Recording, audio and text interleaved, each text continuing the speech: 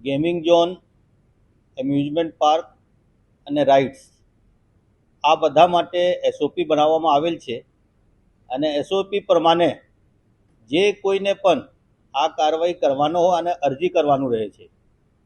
અરજી કર્યા બાદ આ માટે એક સેફટી અને ઇન્સ્પેક્શન કમિટીને ગઠન કરવામાં આવેલ છે.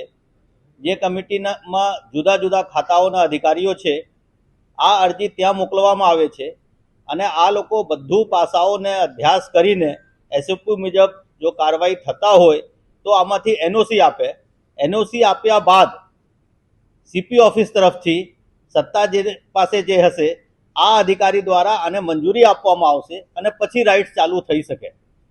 અત્યાર સુધીમાં જે પ્રાઇવેટ મેળાવાળા છે આ લોકો તરફથી 4 અરજીઓ આવ્યા છે અને એક બાલ ભવનમાંથી અરજી આવ્યા છે. જે લોકમેળા અહીંયા થઈ રહ્યા છે આમાંથી એક પણ અરજી અત્યાર સુધી આવ્યા નથી. હજી પણ આ લોકો અરજી કરી શકે છે.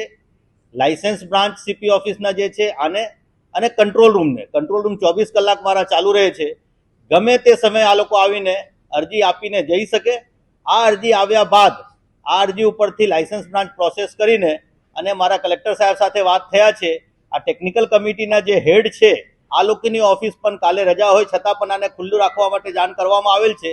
તો આ લોકો ઓફિસ કાલે ખુલ્લા રાખશે અને પછી આ અરજી અમે ત્યાં ફોરવર્ડ કરશું અને આ લોકો પછી આને જે કંઈ એસઓપી પ્રમાણે કરવાનું હોય કરીને અને એનઓસી આપવા પાત્ર હશે તો એનઓસી આપશે અને આગળની કાર્યવાહી થશે. લેકિન એસઓપીને જેટલા મુદ્દાઓ છે આ મુદ્દાઓને પૂર્તતા આયોજક દ્વારા કરવાનું રહેશે. નહીં, એસઓપી એક વખત પબ્લિશ થઈ ગયા પછી આમાં બાંધછોડની કોઈ શક્યતા નથી.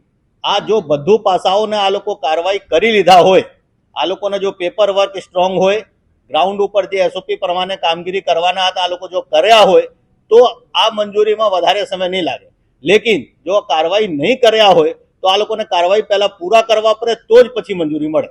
અને કોઈ પણ છૂટછાટ નહીં આપવામાં આવે એસઓપીમાં. એસઓપી જે છે આને પાલન કરવા જ પડશે તો જ આને એનઓસી ટેકનિકલ કમિટી આપશે.